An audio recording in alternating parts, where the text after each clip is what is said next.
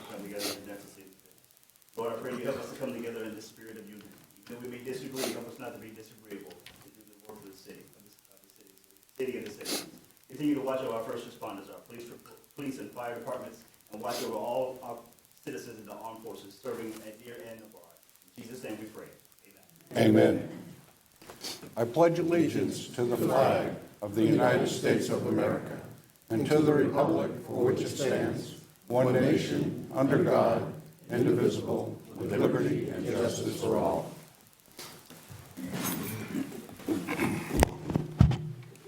Commissioner Kennedy is absent. Commissioner Wilson? Present. Mayor Johnson? Here. Commissioner Firstner? Here. Commissioner Oliver? Here. We have a 2024 Arbor Day proclamation, also the 2024 Water Conservation Month. Presentations and proclamations, staff report. I have nothing this evening, Mayor. All right, under public comments, I got 1, 2, 3, 4. We'll start with Yan Lu.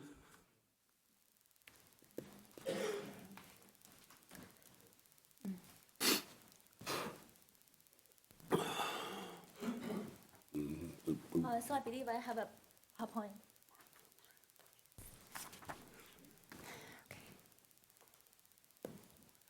Okay.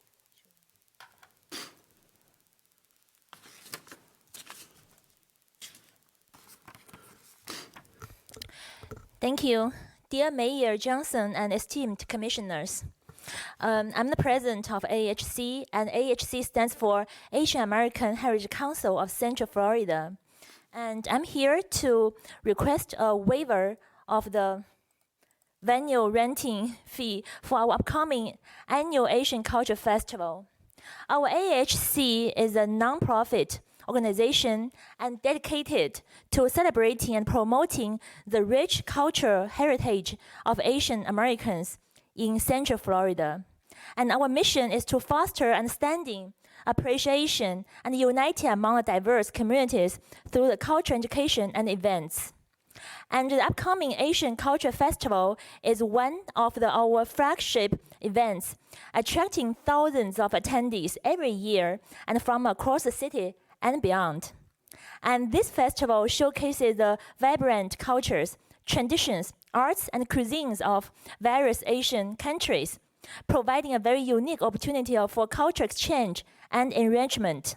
And through the performance, workshops, food tasting, and interactive exhibits. Our festival offers a colorful and immersive experience for people of all ages and backgrounds.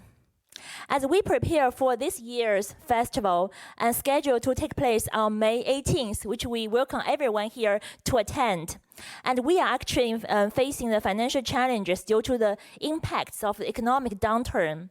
So our event budget is close to $6,000, and our resources are limited because we are a nonprofit organization, and we rely heavily on community support and partnerships to make this event possible. Therefore, we are here, our board members are here, and we kindly request a waiver of the venue renting fee to ensure the continued success and accessibility of the Asian Culture Festival. And we believe that by granting this waiver, the city will not only support the AHC's mission of promoting culture, diversity, and inclusion, but also contribute to the economic and social vitality of our community. And we appreciate your consideration of our request and look forward to the opportunity to work together in celebrating and embracing the rich nature of Asian American heritage in Central Florida. And thank you for your support and commitment to fostering a welcoming and inclusive community for all of us. Thank you. Thank you, Mayor. All right, commissioners.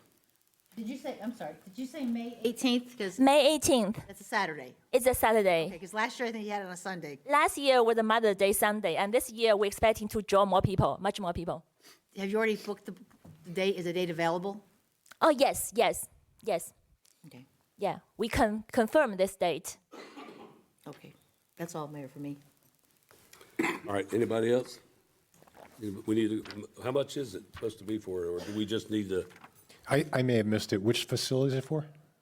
Lake Shore, are you doing did the it Lake Shore? Yes, yes. So we are renting the outside in the indoor venue, both. Both inside and outside? So inside will be performance, and the outdoor will be the venues, like the vendors, like the nonprofits and the food vendors. Just need is it consensus for everybody to do it, or? I'll make a motion to waive the fee for Right. the rental of the facility. And I'll second.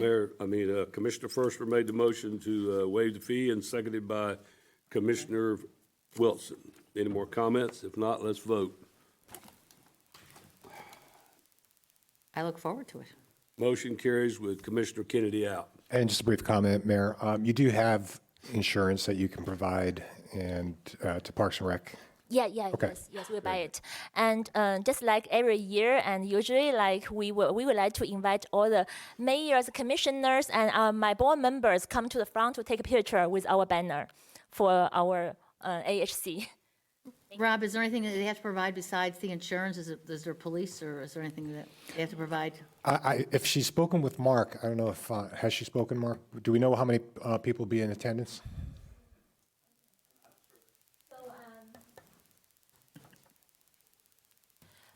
This is like, can you just repeat one more time? You know how many you'll have in attendance?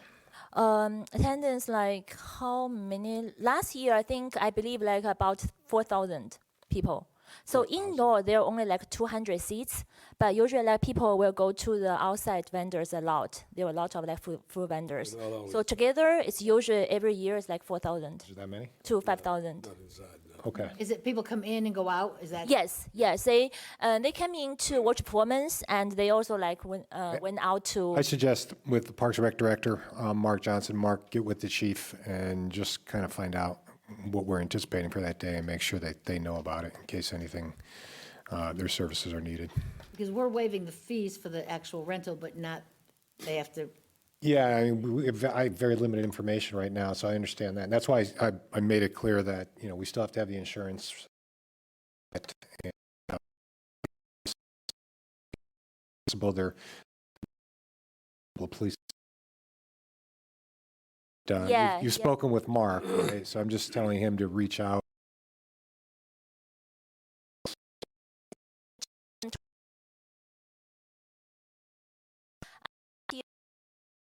The day. So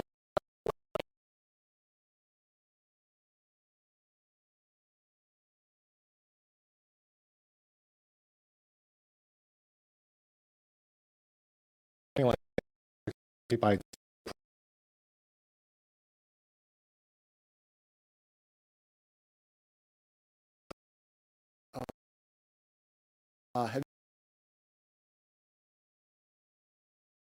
For a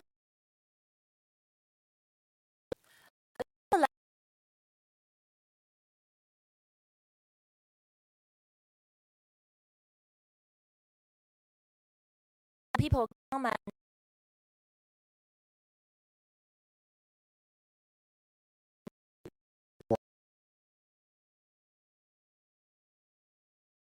that's possible all day long.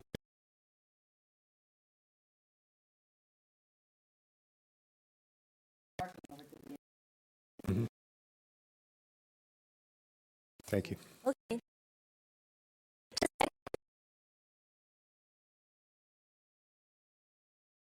To take a picture.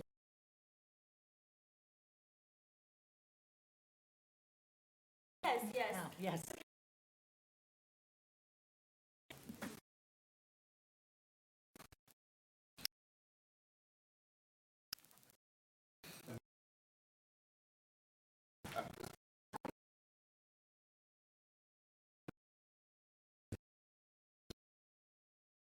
I let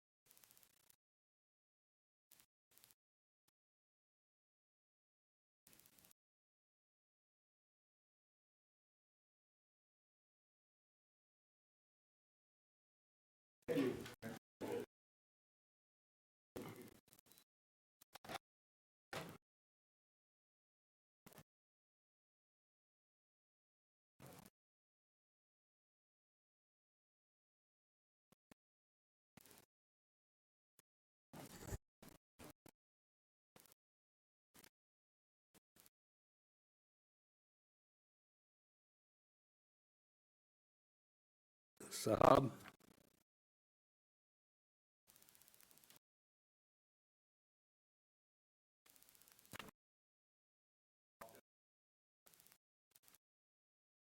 Next will be Blunt. Y'all leave.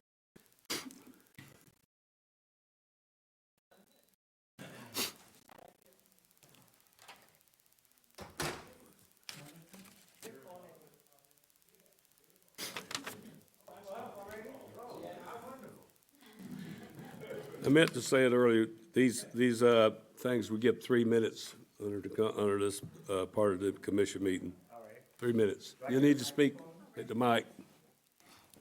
My name is Jonathan Blount. That's B-L-O-U-N-T. And if you Google Jonathan Blount, what I'm about to tell you, I'm the originating and conceptual founder of the World Black Women.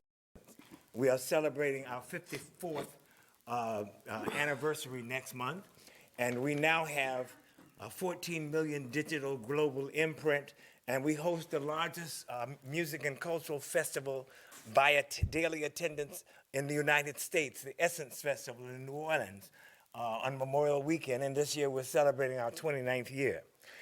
Before I became the founder of Essence and led the first black Americans to Wall Street to raise the first money in the capital markets, preceding and leading the way for Black Entertainment Television, Black Enterprise Magazine, National Black Radio, etc. I was a freedom fighter in Monroe, North Carolina, population 10,000, including livestock. And in the 1960s, we fought the Ku Klux Klan, and we are the first African Americans to do so at that time and live to tell about it. And that is chronicled in a book called Negroes with Guns, written by my uncle, who led the campaign. And when I came to Orlando, I was very outspoken in the early 1990s, and I kept getting attacked by the city of Orlando. And they kept putting me in jail because I would walk around and say, why are there no blacks working in this institution, and so forth and so on. And then I had my doors up on my Lamborghini and they locked me up. I had a cigar in my ashtray that said it was marijuana and they locked me up. So I kept getting in jail, and while I was in jail, I breached the barriers and I embraced the white boys in jail. So in 1990, the white boys I played cards with, some of them were from Ocoee. And they used to tell me stories about Ocoee in the early 1990s. And they said there used to be a sign that said, niggas, don't let the sun down catch you here. It was a sundown town. And they said there was a rope up in the middle of the city that, reminded you that they blacks weren't welcome. And so I was afraid for many, many years to come to Ocoee. And so I am here today because I wanted to affirm that Brother Oliver is still and has still fortunately succeeded in the same kind of persecutions that we felt in the 1960s. And I just wanted to salute his perseverance. And so, while the sign, and I have no authentication, and some of you may know whether or not those stories were true, that sign was actually there. But it seems as if the sign has now transmigrated into a sign that now says, Negro, thou shalt not succeed thyself. And fortunately, Brother Oliver, you had the perseverance and the support, and I appreciate you, and I affirm that your faith in God gave you the strength and the power to persevere, and I'm here to celebrate that today. God bless you.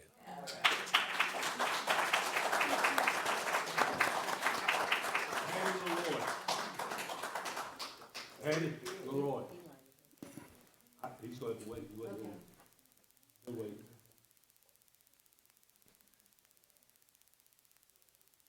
I didn't know that. Evening, Mayor and Commissioners. I'm a 45-year resident in Ocoee, and I spent the morning listening to last month's commission meeting, and I heard Brad's comment regarding the Tom Lowry Memorial. I love Tom, I love Sue, but I also know that there are a number of veterans in Ocoee that need to be honored. My father-in-law brought his family here in the 60s. He was a paratrooper over Germany. He and his wife and daughter are now laying to rest in the Ocoee Cemetery. I think that there should be a different form of memorializing our veterans. I would like to ask how many on the dais are veterans? If you could raise your hands, please. How many in the audience? And don't forget Dr. Moyer. I did speak with Rosemary, Commissioner Wilson today, and came up with maybe we could do a brick memorial around the garden as opposed to benches. We'd have to use a lot of benches to get everybody's name up there. And I will be the first in line to buy a brick with my father-in-law's name and dates on it. And I would like to present this and see if this is a possibility to honor everybody in Ocoee and even relatives of people who live in Ocoee by a brick walkway. And I ask for the commission's consideration for this. Okay, you want to say anything? Sure. I know that, and I think what Ms. Leroy is referring to is last month, that Brad brought up putting a plaque on the back of one of the benches. And then Ms. Leroy talked to me about her relative, her father-in-law. And again, as she said, there's not enough benches to do this. So the idea would be in front of the Veterans Memorial, we have bricks. And that we could, again, folks could buy the brick. We've seen it in many locations where people buy bricks for the memory or honoring someone. And you could honor the memory of even a relative that maybe doesn't live in Ocoee, but you want to. But we also have a lot of veterans who did live in Ocoee. In Afghanistan, in both World War II, you have Vietnam, where they could buy a brick. So that was her suggestion, thinking that we could do that instead of putting a plaque on the back of a bench. And I think that, I'm sure that Sue would understand that regarding Tom Laurie. But again, you could memorialize them. So that's the thought she had. So I don't know if that's something the commission wants to pursue and open it up to many folks in the community versus, we don't have enough benches. Any other commissioner have any comments? No. I think we can work on it. We'll see if we can get somebody to head that. Maybe the Women's Club or something head up that thing, and we can work through that. We could work with Mark. Mark, yeah. Yeah, I have no problem Yeah. working with Mark, and I think Okay. Ms. Leroy would too. Thank you for your consideration. Thank you, ma'am.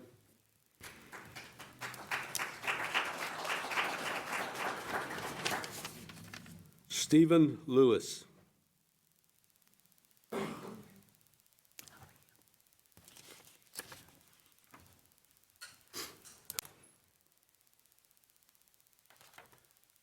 Good evening, Mayor, Commissioners. My name is Stephen Lewis, and I'm President and CEO of the West Orange Chamber of Commerce. And I'm here this evening to say thank you to each of you for your support of our signature event, Best Fest Taste of West Orange, last week, held here at Bill Breeze Park. The event drew 78 vendors from across West Orange County, including many from right here in Ocoee, and over 1,000 attendees from across Central Florida, and showcased the city's incredible venue and hospitality on an evening that couldn't have been ordered better weather. City Manager Frank and Assistant City Manager Sadjic, thank you very much for your support and assistance in working through the permitting and logistics process.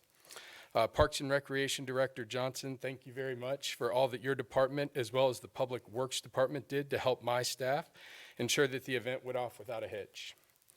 The West Orange Chamber of Commerce greatly appreciates and values the longstanding relationship with the city and looks forward to working with each of you and your staff in the future to advance community, collaboration, and leadership right here in Ocoee and across West Orange County. Again, thank you for your hospitality and continued support of this great event.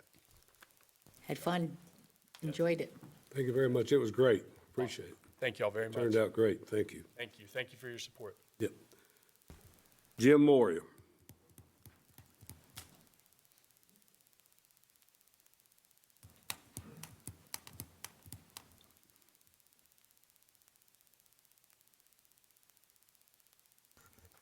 Good evening. My name's Dr. Jim Moyer. I live in Arden Park in District 4. So I want to again thank Agnes Hart for serving as our commissioner for 10 months, and thank both George Oliver and Nate Robertson for a very competitive race for our district commissioner. And welcome back to the dais, Commissioner Oliver. as our District 4 Commissioner. Congratulations. I'd also like to thank Orange County for finally putting up the light at Ingram Road. It's working now. And I was speaking with the Commissioner Moore, County Commissioner Moore, about the possibility of a roundabout at Arden Park, which is very much needed to get across, especially when you try to go from the north to the south side of Arden Park, to get across Clarkona-Ocoee Speedway. And believe me, it's a speedway. So I encourage the county and the city to work together to possibly put a roundabout there or some other way to prevent some sort of fatality that could possibly happen. Unfortunately, we often wait until something very tragic occurs until we act. And trust me, it's needed. Something is needed at Arden Park, which to my knowledge is the largest neighborhood in Ocoee with approximately 830 homes. I'd also like to mention that April is Arab American Heritage Month. There's roughly 3.5 million Arab Americans in the United States. The first Arab American, believe it or not, came here in 1527.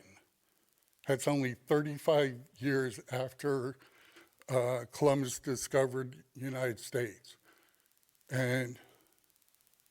But most of the Arab Americans came during the 1900s. There were 4 different waves that came in, and they came from any one of the 22 different countries in the Middle East and North Africa that make up the Arab countries.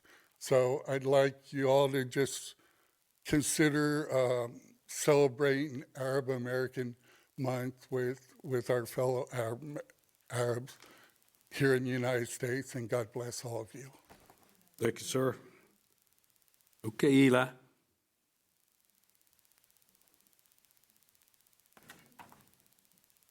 How's everybody doing today? All right, I'm Eli. My family lived in District 4 for the past 30 years. I went to school, Ocoee High School. I'm a father of 4. I'm a husband, entrepreneur going on 9 years of business in the city of Ocoee. Congratulations, Commissioner Oliver. Welcome back. I'm just here because I was playing basketball yesterday with my brothers and a couple of my mentees, and I realized at Coventry Park, is on the basketball court, is holes on the court. I know we just got that court done, and it's actually a liability to some of the kids. And my brothers, we're getting old, you know, we still trying to stay in shape. I was just trying to see what can we do to fix up that park, maybe give it an upgrade. That's my home park. I grew up there. They did put new basketball courts probably 10 years ago. And they took down the playground, but they put a smaller one. Just seeing if we could get that upgrade. I know every park, you know, matters in here, but that's my home park. So if we got to raise funds, if it's, you know, whatever it is, who can I speak to going forward with that? Mark Johnson, Mark? Recreation Department, you know. That's all I got to say today. I appreciate y'all. Right. I had a good time at Best Fest. The Easter event was good. We was able to bring 8 kids from 8 Ways, where I'm the youth director of. You know, so we appreciate what y'all doing. We heading in the right direction. Love y'all. Thank you. All right, consent agenda. I'll make a Need a motion to motion. approve. A motion made by Commissioner Wilson to approve. Do I hear a second? Well, I need to pull an item. You have to make a motion and then have a second to do that. I'd like to make a motion then that we pull item number 8. I do have something I'd like to discuss about that particular item.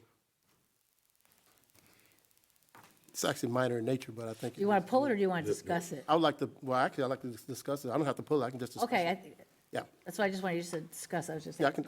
I can discuss it. No second. So, Yeah, I'll second that. all right, sorry, go ahead. I know this item is talking about Vandergrift Central Park, the playground area, but I do want to bring to the commission's attention that we also have a skate and a bike park there as well. And in my travels, I've noticed, and I wanted to bring this before the commission before the day, but there was a sign that introduces the actual park itself, has the rules of the park. So you're talking about kids on skateboards and bicycles and going up hills and doing stunts and all these different things. So the rules is kind of like a disclaimer, and it outlines what you can and cannot do and should not do in this park. However, the only issue I have, perhaps we need to consider raising the sign because half of the fence is actually blocking most of the sign. So if someone was to go in there and have a fall, they can simply say, well, I really didn't see all the rules because they were being blocked. So I simply asked, is there any way that we can have the sign raised just above? I actually do have a picture of it. Is there any way we can kind of raise the sign? I'm going to sit to the attorney there. Just above the fence, so that way our disclaimer can be seen as you're going into the park. Yeah. Yeah, can I say something? I just have a question, I realize that's an important item, but it doesn't relate to the actual Correct. item that we're reviewing here, I think. What we're here is reviewing the, That could have come up during your comments, yeah. yeah, approval to, and I mean, I'm not criticizing, please, I'm just saying is that it is a discussion item, but I think it better, in my opinion, goes during our comments, because it doesn't, this one has to do with the funds. The piggyback contract for the, so we do not want to deny having the playground there. This one is just for the funds. Gotcha. Correct. Okay, Well, just. I can bring it back up again if need be, or we already know it's already been tabled, we've discussed it, so maybe it's something we can bring back up and figure out if there's something we could do to just raise the sign. Should we bring it up and then ask for by consensus at the end? Is that what, That'd be fine. is that just a thought? Is that okay? Or do you want to do consensus now? I think just have park director have them bring it up higher. Just have the department put the sign up higher. All right. Everybody okay with that? All right. All right, now we need a motion. We got a motion to, Approve. we can go back and do them all, I guess, now. Motion to approve the consent agenda, even item 8. I'll make that motion. Motion made by Commissioner Wilson. Do I hear a second? I'll second that. Seconded by Commissioner First. Any more comments? If not, let's vote.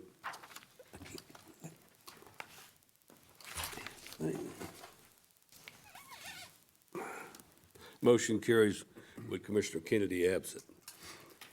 All right, first reading of ordinances. Number 10, first reading of ordinance amending the City of Ocoee Municipal General Employees Retirement Trust Fund.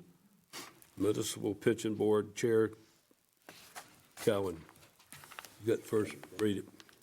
An ordinance of the, an ordinance of the City of Ocoee, Florida, relating to the City of Ocoee Municipal General Employees Retirement Trust Fund, adopted by ordinance number 2009-020, as subsequently amended, amending Section 6, benefit amounts and eligibility, amending Section 7, pre-retirement death, amending Section 9, optional forms of benefits, amending Section 15, minimum distribution of benefits to provide for compliance with the Secure 2.0 Act, amending Section 28, purchase of credited service for airtime, providing for severability of provisions, superseding ordinances in conflict herewith, and providing an effective date.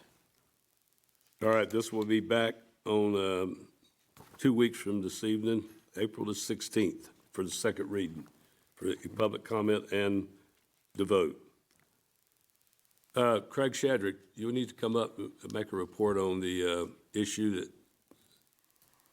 do you want to do that now? Before we get into the second readings?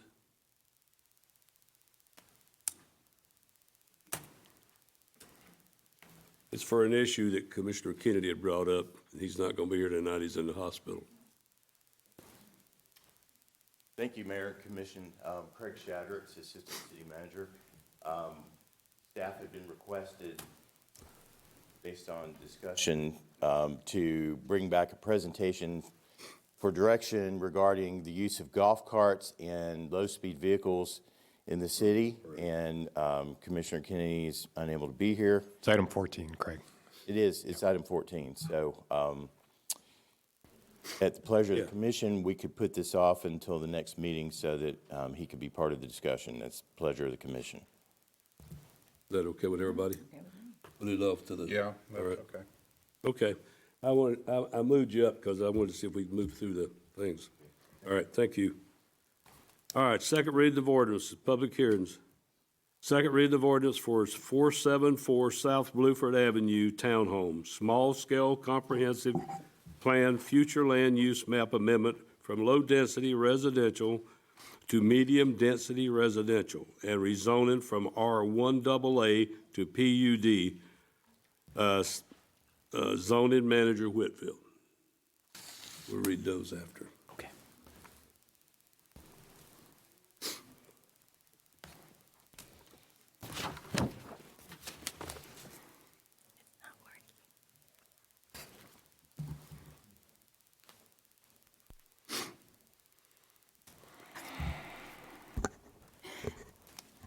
Good evening, Mr. Mayor. Commissioners, thank you. Audience members, good evening. The item this evening is the 474 Bluford Avenue Townhomes, small-scale comprehensive plan future land use map amendment and corresponding rezoning to PUD. So this is the location of the property, is south, east side of South Bluford, about 235 feet north of Orlando Avenue. It's just under an acre in size. It's currently a wooded site, vacant wooded site. This is an aerial of the property. This is a map showing the surrounding future land use designations of low-density residential. And then this is the surrounding zoning map. This slide here is just a snippet from the city's zoning inquiry map. And it's just basically, the purpose of this slide is just to show that this parcel is within the city's downtown redevelopment area map, which is a broader boundary than the downtown core map. And the subject property is highlighted in yellow. This slide is in here to place the street network in context. This is part of the Bluford Streetscape project. North is to the right, south is to the left, and the property is this yellow highlighted area here. With the Bluford Streetscape project, this is a sort of like a median. It's going to have landscaping on the north side, and this property, once it's developed, if it gets approved this evening, will also provide landscaping on the south side. Whatever streetscape, hardscape, landscape they do will have to be compatible with the city's Bluford Streetscape project. So this slide shows the previous plan that did not get past the Planning and Zoning Commission in February of last year. What the applicant had originally proposed was still medium-density residential and rezoning to PUD, but they had proposed 6 units instead of what they have now. And they were wanting a maximum building height of 44 feet and a maximum impervious of 60%. The parking spaces is the same for all the other conventional residential zoning districts at 2 spaces per unit. For residential, single-family detached homes, guest parking isn't required. It would still have had a limited right-in, right-out driveway access, and stormwater is on site. Since the last year's hearing with the Planning and Zoning Commission, they had worked with staff to adjust their plan. What this slide shows now is 5 residential units. In the last year's plan, it would have been a multifamily product. In the revision for this year's plan is a single-family attached townhouse. So the building and the lot that it sits on is sellable under fee simple ownership. and they're decreasing their density from 6 units to 5 units. They reduced the maximum height to 33 feet. That I circled that there, but it says 33 feet, 2 stories. The conventional zoning district, all residential zoning districts in the city, has a maximum height of 35 feet. In looking at the area within a half mile of this property, there are homes that are 2 stories, homes that are 1 story, varying sizes, and homes just shy of 35 feet. So what they're proposing would be shorter than some of the homes, single-family homes that are in this half-mile radius. They also moved because of this right-in, right-out, and staff's concern regarding the potential for someone exiting out of here and then making a quick U-turn here, causing potential traffic issues. This transition to moving the driveway to the north side of the site allows for full access. So left in, left out, right in, right out. Parking's the same, 2 spaces per each townhome unit plus 8 spaces for guest parking. This slide essentially shows the extent of what they would have to do in order to provide sewer connection. The nearest sewer gravity manhole is all the way on the south side of the property.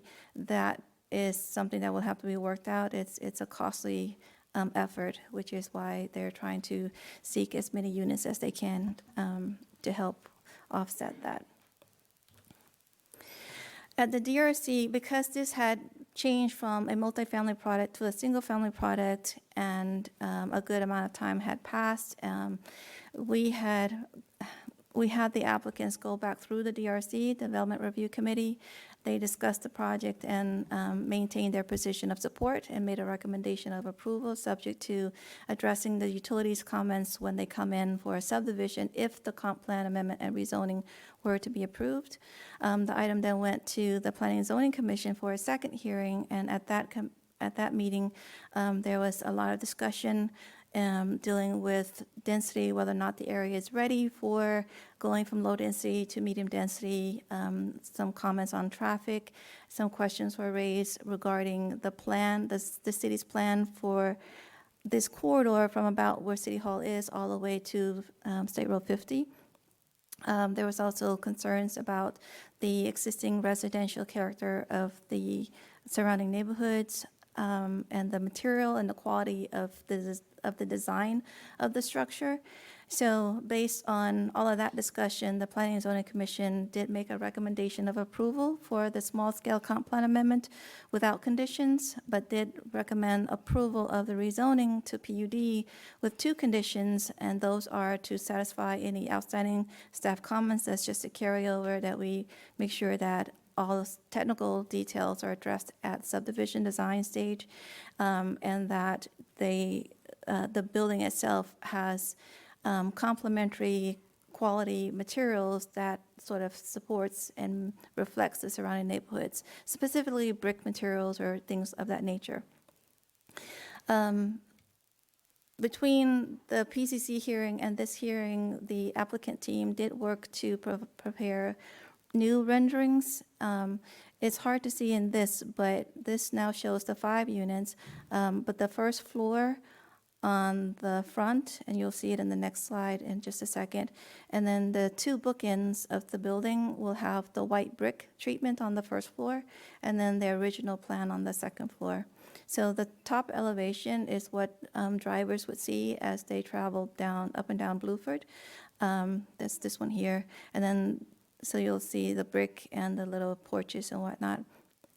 The bottom picture is the east elevation, so that is the elevation that no one will see except maybe the residents or whoever drives back there. This is the side that would be facing the garage, the detached garage units. This top view is what you would see as you're traveling south on Bluford. The middle picture is what you would see as you're traveling north on Bluford, so it's it has a nice pitched roof, but the house is in the front, and then the garage is in the back, and then the reverse in the middle picture, and then the 5-car garage structure.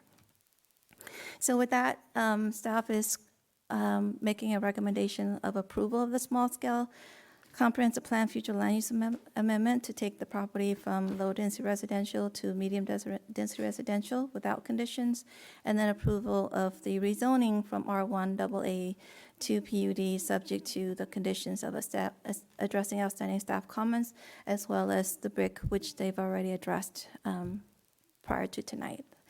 And the applicant team is here. All right. You want to read those now, and then we'll... Yes.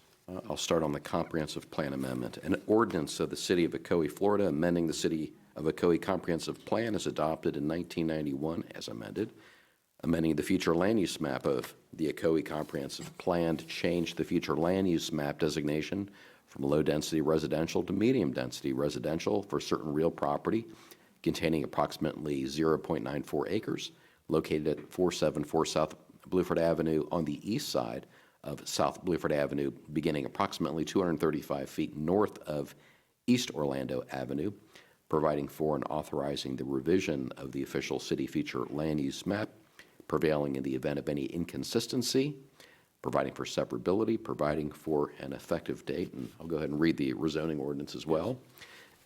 An ordinance of the City of Ocoee, Florida, changing the zoning classification from R1 AA, single-family dwelling district, to PUD, Plan Unit Development District, on certain real properties containing approximately 0.94 acres located at 474 South Bluford Avenue on the east side of South Bluford Avenue, beginning approximately 235 feet north of East Orlando Avenue, finding such zoning to be consistent with the Ocoee Comprehensive Plan, providing for and authorizing the revision of the official city zoning map prevailing in the event of any inconsistency, providing for severability, and providing for an effective date. All right, we're going to open the public hearing. First, Judy Black.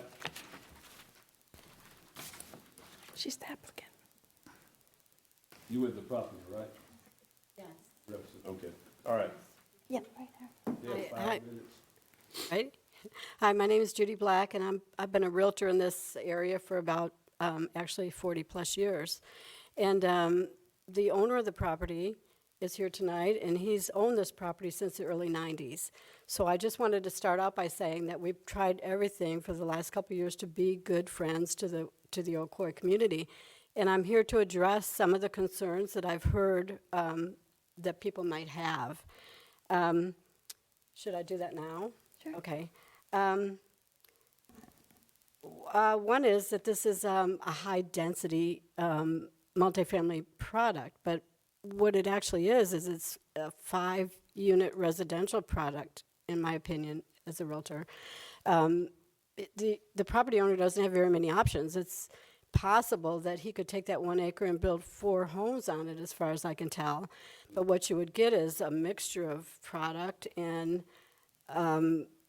different things that wouldn't be as homogeneous and controlled as we're trying to do with this 5-unit townhome, making it look residential. It is residential. And what it does is it creates alternative lifestyle that people are seeking today. So that was one of the objections, that it's high density. Also that it's a 2-story residence and it would take away some of the privacy. I've heard that. And it is a 2-story, but not any taller than a 2-story home. And actually, it provides more privacy because the garage is in the back and then they have a courtyard in the middle, and there wouldn't be any views, people looking in people's windows from the 2nd story. I've heard that, that there won't be any additional lighting. That was something that I heard. There'd be no swimming pools, there's no basketball courts, the garbage is contained. That it would disrupt the tranquil ambiance. And I'm not sure that it would do that, except maybe during the construction. I brought some flyers here from townhome products that are for sale right now, and they're becoming very well accepted in other areas around here, like Winter Garden, like Windermere, College Park, Lake Nona. People really seem to like it, and they blend pretty well. And these are townhomes that are for sale, and this is the way they advertise them. Quiet neighborhood, a meticulously crafted home. They all call them homes. Expansive green space. Location provides extra privacy.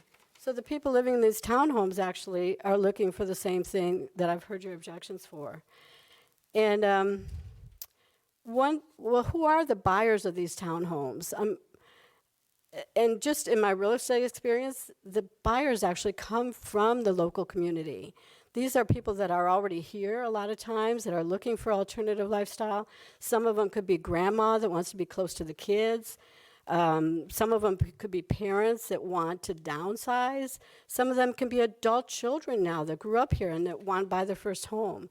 So a lot of the people would like a product like this. They would relish the opportunity to be part of or continue being part of the Ocoee community. So I just wanted to answer any questions you might have and just give you a little idea that we're trying to work together to do something nice, and I hope you will consider this and know that it would be a very nice product in my opinion, and there's not very many alternatives that are going to be any better to develop this parcel of land. So thank you. Thank you. I would say to you that I checked on it, you can only get 3 houses there if it's septic, which is septic. They will not allow septic. We tried that. You can only get 3 houses there if it's septic. Well, the problem is they won't allow septic. I know. Oh, okay. So that Allow septic. they The won't allow utilities septic. department, sir. Huh? Our utilities department, because of the soils that it's on. I know, but there's no sewer there. Correct, that's why they have to, they would have to extend the cost of that sewer connection all the way to the south. From where? From the property line to south of Columbus.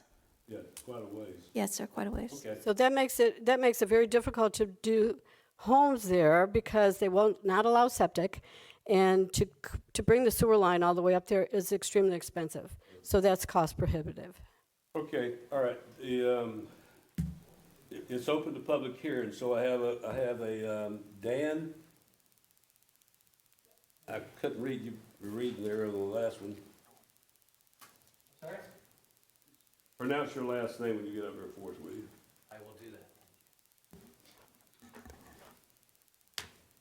Dan Bright. Sorry, I don't know what it looks like there. Jones, Frederick, I don't know. Dan Bright. I'm at 601 South Lakewood Avenue. Thank you, Mayor and Commissioners, for the opportunity and your time to share my thoughts.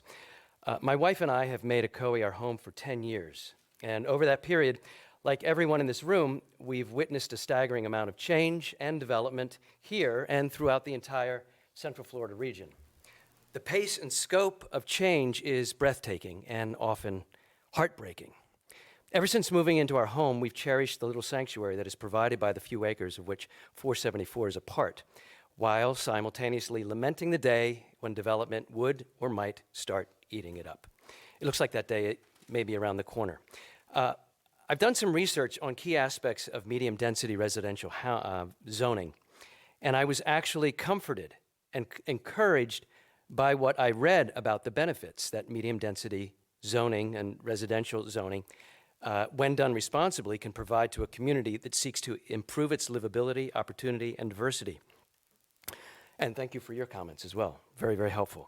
I'm very aware and appreciate the concern, disappointment, optimism, and caution that my friends and neighbors have regarding this potential change.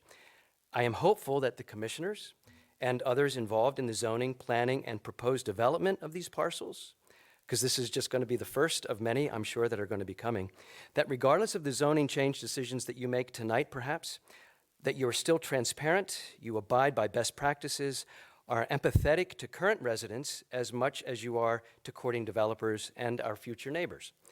My 4 top concerns and desires when considering this proposed zoning change and how it would inevitably impact our neighborhood are, number 1, please, please, please, please find creative, significant, and environmentally responsible ways to restore tree canopies and green spaces elsewhere within the downtown and adjacent areas to offset what is lost due to development. While palm-lined streets and sidewalks are a nice touch, they do not come close to replacing a flourishing tree canopy when it comes to aesthetic appeal, sound mitigation, air quality, needed shade, birds, and all the critters.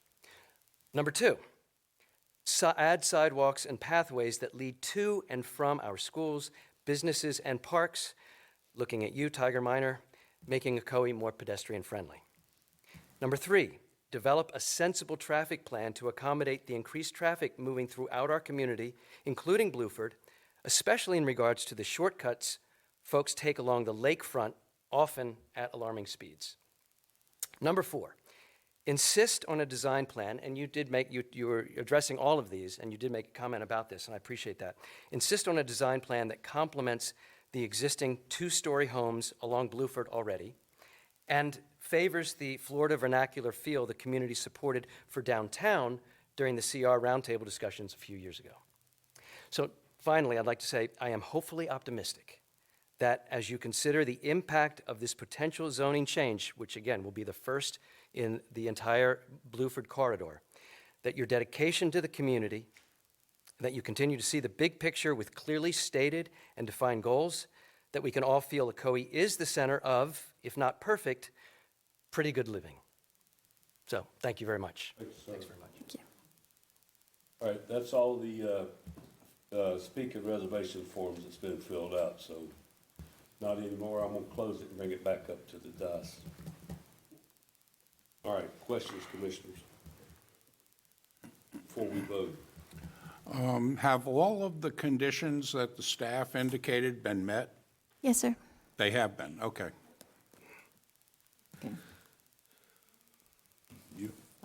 It's in my district. The concern I have is the impact that it will have. There's adjacent properties that I see that in the future that may get developed, and the impact it will have on the community. Right now, I'm not in favor of, and I'll say it right out, I'm not in favor of this 5 units being placed there. You done? Done, yes. Anybody Thank else? I just have a question regarding, we talked about septic versus sewage. So it seems to be that is a problem. That problem still exists as far as the ordinance does not allow for septic. So they have to tap into the sewage at Columbus. Yes, sir. So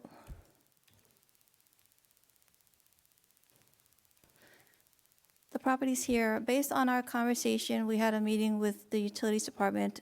The soil type and the different ways that the water runs, this property, according to our utilities deputy director, says that it cannot be on septic. There is a 16-inch main here along Bluford, but it's one of the city's arterial mains, water force mains, and the utilities department is also not letting them tap into the sewer line that's right in front of the property because it doesn't have the volume and the treatment capacity to actually handle that much flow without the construction of another system.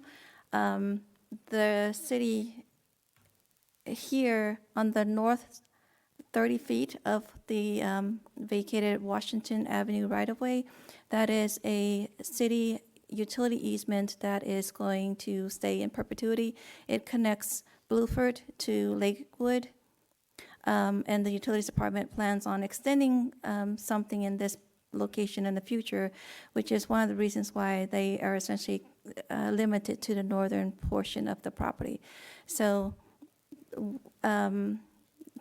development of the townhomes and then connecting to the sewer. You'll see in this plan, the outstanding condition from PZC was that, from DRC, was that this note originally had that the city would own and maintain that sewer line, that 2-inch sewer line, but the utilities department's rejection was that it needed to be owned and maintained by the developer. So they would be assuming the cost and the cost burden of not only installing that 2-inch line, but also maintaining it or repairing it should there be a need. So that leaves me with 2 questions then. One, the residents that's around that area, are they on septic? Some of them are, yes. Right, so is this the only property within, I'd say, maybe a 2-block radius that has the same soil conditions? Or is there any other properties that could possibly be developed that would meet the same criteria? As I understand it, I don't know exactly where the line is, but it's more on the east side of Bluford. Like the Delaware comp plan amendment that we brought to the commission last month, they are outside of that area, so they are able to develop with septic. In this property, they could not develop with septic. So it leads me to my last question then. Is a developer willing to absorb the cost to move a line, a 2-inch line, all the way down to Columbus? He would have to. That would be the only way that they could. Have they agreed to do that? Yes. The property owner is there in the back nodding. Okay, that answers my question. All right. No more comments? The motion would do, we'll close the public hearing and bring it back. The motion. Mr. Mayor, just one little thing. I did do some research on the property. This property as it exists now is 0.94 acres. A couple years back, the developer, the owner had sold a tiny little sliver to the city for, I think it's a storm line. That property at that time would have been 0.99 acres, so very, very close to the 4, where they could have gotten the 4 units if they had not sold the city that little piece. Okay, well, all right. Close the public hearing, bring it back up here. I need a motion for, the first one is the small-scale comprehensive plan, future land use, low-density residential to medium-density residential. And then we'll do the rezoning on the second one. I need a motion for that. I'll make a motion to approve that. I'll second it. Motion made by Commissioner Forster and seconded by Commissioner Oliver. Any more comments? None, let's vote.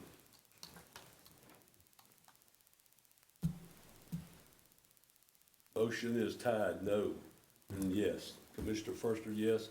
Commissioner Oliver, yes. Mayor Pro Tem Wilson, no, and Mayor Johnson, no. All right, so that means it'll be still, we bring it back at the next meeting on that first one. How you gonna do that?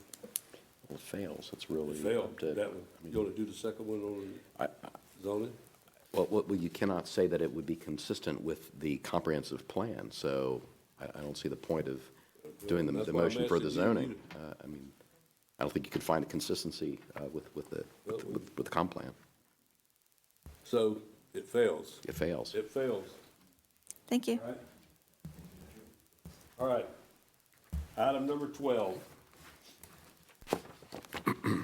Second reading of ordinance for Gardenia Point rezoning from unclassified district in R1A single-family dwelling to PUD Plan Unit Development District Project number RZ 23-0202.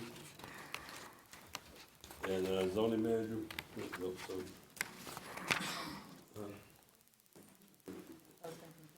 thought it was item being continued. Are we going to continue it, or are we going to do it? The next 2 items are continued. We're going to continue it, right? Yes, sir. Okay, we're going to continue that one to the April 16th. All right, item number 13, second reading of ordinance implementing live local act. And I think this has been postponed also. Yeah, Mayor, if I could address that. Yeah. At the end of February, the Florida legislature voted to amend the Live Local Act. This is the act that is supposed to provide for affordable housing. It preempts zoning and height restrictions that counties and municipalities may have. The amendment adds the preemptions to what's called floor area ratio. It mandates some parking reductions in certain circumstances. It omits industrial zoning as a place where affordable housing must be approved administratively, and also makes some adjustments to heights. So we're now in limbo. It's been approved by the legislature. It has not been signed by the governor yet. And so have gotten with planning staff, and we are adjusting our ordinance, the proposed ordinance, to address the issues that have arisen with the amendments that have been approved by the legislature, and then we're just waiting for the governor to sign it. The indications are that the governor will sign it, so I think we need to bring this back once it reaches that stage. So that's what we said. Okay. All right. No more. Public hearing, none. Regular agenda for discussion, and we brought that up and went through that. So we're down to comments from commissioners. Commissioner Oliver. Yes, I have just a couple of comments. 5 minutes.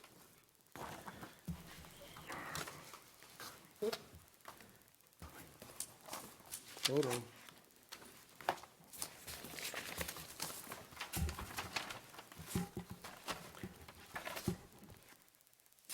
Yep, just a couple of comments. Once again, I want to thank everyone for the election. It was a very challenging election. It was exciting at the same time. So I want to thank everyone that came out and supported my campaign for re-election. Thank you all from the bottom of my heart.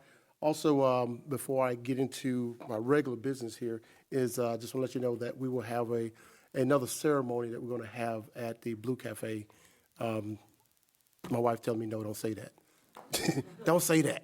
So I gotta start watching her from now on to tell me what I should be doing. But again, I'll handle that after this. But nonetheless, once again, thank you so much for your support. I appreciate that. One of the words that kept coming to me in the past couple of days was persona non grata. That word kept coming to me, and I don't know why. But and when I looked up the word, it's a Latin origin, and it means to be cast out, cast aside, or not accepted. And the more I thought about that, I said, I'm not going to accept that. I'm not going to accept that at all, because what I want to say is that as an elected official for District 4, I'm going to work hard to work with the other elected officials here to make sure we continue to move our city forward. So I'm going to listen with an open ear, be very optimistic about the things that's being said, whether I agree or disagree. So I want to say that. Also, that doesn't mean I'm going to always agree with everything that's being said, but I promise to be not disagreeable. But I will make sure that I'm always open to other ideas and other opinions in the interest of moving our city forward. So that is a promise that I make, not only to District 4, but to the city and to the other commissioners as well. And now to the regular business that I have is during my time on the campaign trail, I think I got at least 3, maybe 4 comments from different voters out there. And they were making comments asking, well, what is there to do in Ocoee for adults? With the kids, we have lots of programs for kids, lots of sports programs for the kids. You have the Jim Beach Rec Center programs. We have volleyball, basketball, baseball programs for the kids. And so I had to dig in and figure out what do we have for young adults, young professionals that's out there out there running and jogging and walking and riding their bikes. So I did go out to our website, the city's website, and I found some programs for you. So if you're listening, here's some things that I found through Parks and Recreation. We have a men's league, 30 and over youth basketball league. We also have a adult basketball league as well, adult flag football league. We also have co-ed sports as well. We have a co-ed kickball league. There's also adult outdoor soccer league. And we have adult volleyball. We also give tennis lessons as well. So if you're interested in these things in the city, you can contact Parks and Rec. You can call them at 407-905-3180. So we do have plenty of things to do for those young adults that are still healthy enough to get out and run and walk and bike and do all those things. I'm just trying to work my way to that myself, because right now I'm so out of shape, but I'm trying to get there. So maybe I'll take advantage of some of these activities that we have here in the city. Other than that, that's all I have. Again, thank you guys so much for your warm welcome, and I will see you guys out in the community as it's time to get back to work. Thank you. Commissioner Firstner. A couple of short notes. As you know, the Music Fest is coming next weekend, April 12th and 13th. Also, the fire department is holding its annual open house on April 27th, which is a Saturday. It'll start at 10 a.m. and that'll be down at the main fire station on Bluford Avenue. And finally, I'd just like to make mention that Autism Awareness Month is April. And doing a little research and looking into it, I found that a lot of parents of autistic children get very anxious as they grow older. And as they approach young adulthood, the parents are concerned about what's going to happen to their child as they grow, when the parents leave them, and they don't have the answers. I came across this wonderful organization in the Orlando area. It's called Jonathan's Landing, and they provide a residential program and a work program for young autistic adults, and they teach them and support them and give them the resources to become functional men and women in the community alongside all of us. So if you know of anyone, or if you're in that situation where you have an autistic child and they're getting older and you're wondering about it, contact them, Jonathan's Landing. And you can look at their website, it's jonathanslanding.org, and get the information from them, and they would be more than happy to help you with that. Thank you. Commissioner Wilson. I'll get this very fast in 5 minutes. This Saturday, we're having the shred event at the police department from 9 a.m. to 11:30. Bring your documents to be shredded. It is a joint effort between the Ocoee Police Department, the Ocoee Women's Club, and the Ocoee Lions Club. The first box is complimentary. After that, they do ask for a donation, if you'd like to do that, at $5 a box. It is shredded on site, and you can watch your items be shredded. Kudos to the Ocoee Recreation Department. The egg extravaganza was a lot of fun. From the morning they had breakfast and to all the children collecting eggs, it was great. This is one thing I would like to move forward to ask the commission for consensus to ask our city manager or assistant city manager to pursue this. It's been over 10 years since we had really any comments from the Postal Service regarding our zip code. This past week or two, I've been reading some of the material that we've had, that we sent letters to the different legislators and to the post office. And they said they would review it again in 10 years. So I feel it's time that we go ahead and pursue that campaign again. Many of you don't know that we have 5 zip codes in the city of Ocoee. We have Gotha, we have Winter Garden, we have Windermere, we have Ocoee, and we have Orlando, which is 32819. And the folks that's in my area, but the folks in that zip code have seen higher insurance rates because of that. I can use an example. My insurance rate is close to $4,000 for homeowners, and someone told me in that neighborhood they have comparable house to mine, over $7,000 is their homeowner's insurance. And we, 10 years ago, 12 years ago, we asked the post office to review that situation, and they told us that the zip code did not determine their insurance rates or your household, the value of your property, and they were not interested in changing that postal zip code. That's Rose Hill 2 and 3, which we annexed. So at this point, I think it's time, reviewing the material, that it's been 10 years. I'm asking the commission to support that we pursue that again, to unify the zip code. Our zip codes, even though they don't determine a lot of things, they do determine our community. And having 5 zip codes in this area does not actually, to me, create a community. So I'm interested, I'd like us to pursue that again. We did have a lobbyist at one time for many years, and that didn't seem to get us any further than having it in a bill that was tied into a bill and never went anywhere. So again, I'm asking the commission, Mayor, I'm asking if we could again ask our city manager, assistant city manager, to start the letter writing campaign to Scott, Rubio, and Webster. Without lawyers, just researching through that. Researching and see what we can do to have it reviewed again, because they said they would, the Postal Service said they would review it in 10 years. And I think we need to, should I say, initiate that. So I'm asking the commission support in that. Everybody consensus on that?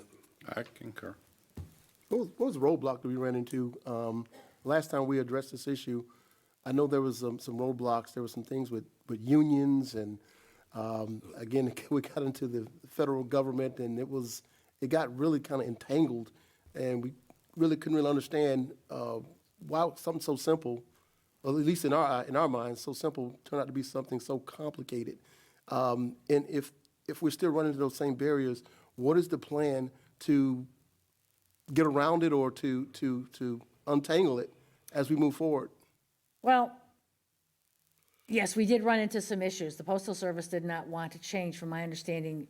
It was 32819 was our very first occurrence. We're not aware that we would be having roadblocks put in front of us when we annexed those two subdivisions, or one subdivision, but two sections. And we did get them into bills, but the bills never flew. It never went anywhere, because there's about 5 other communities that had that same issue, if we remember correctly, from where it was put into bills.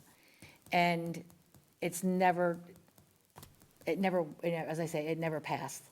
So again, I think we need to go ahead and initiate this with Webster, Rubio, and Scott to see about getting this back into a bill and moving forward. But the Postal Service did say that we could review it in 10 years. I'm hoping that population change has had an influence on that. I don't know. Our population has changed. But I don't, aside from that, am I kind of, from other commissioners who were there at The problem the time?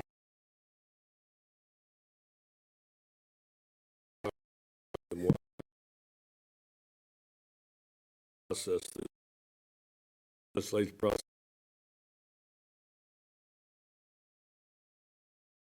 Get passed.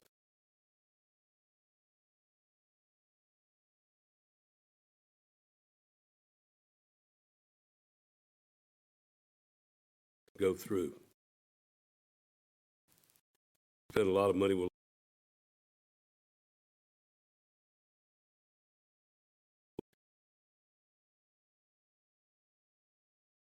They gave us, and they said, no, we won't.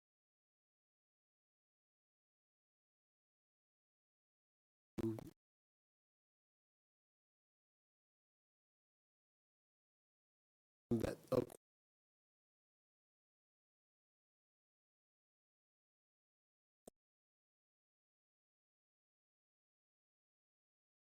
in the past.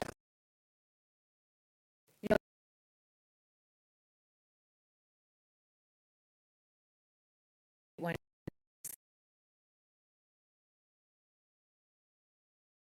Ocoee.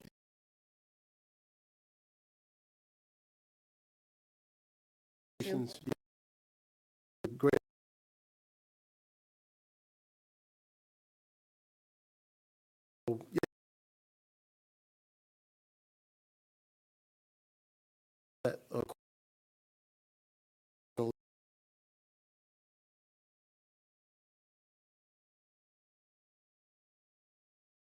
We have those.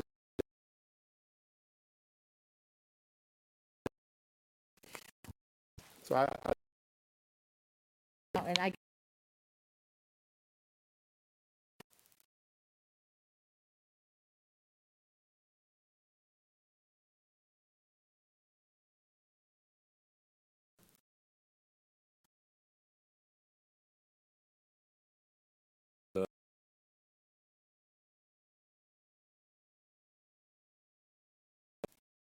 That's the other way.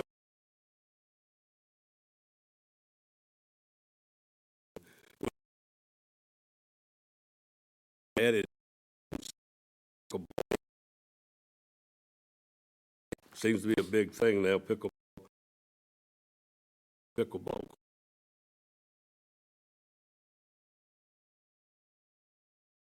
So,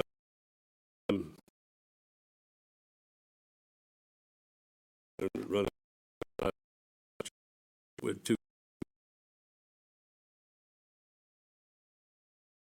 63%, and I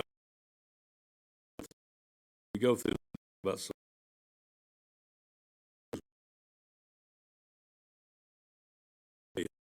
hates city, you know, 3 more, and I'm enjoying it.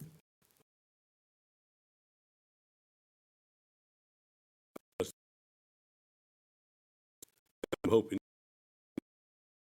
my grand. We didn't have any hate here. Heart set up here.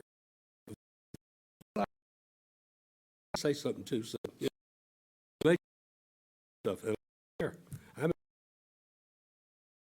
on in this. If you don't believe, look them up and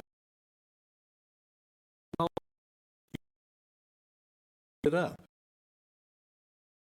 I mean, you do like me. 63% of the city did like me. Even in the other districts, I won all the districts. That's because they know what I do. So you can things because I'm not the color or whatever.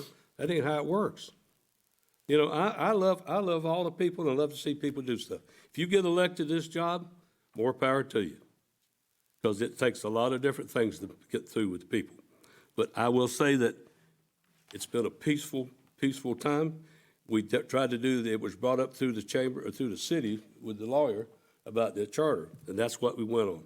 And when it was over, it was over. So I'm telling you, this place has done a lot of good stuff, this city.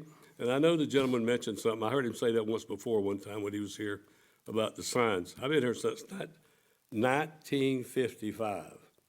I have never, ever seen that sign. Never. And I don't lie. Never did I see that sign. And I've been in all this town since 1955. My wife was here since 1949 and she didn't see it. So, I mean, we keep hearing that stuff. Rumors are rumors and people say things. So to the facts of it, I'm telling you, that sign was never seen. So if you've seen it, I hope somebody's got a picture. So show me the picture and then I'll believe it. So we'll be back on April the 16th. And see you then.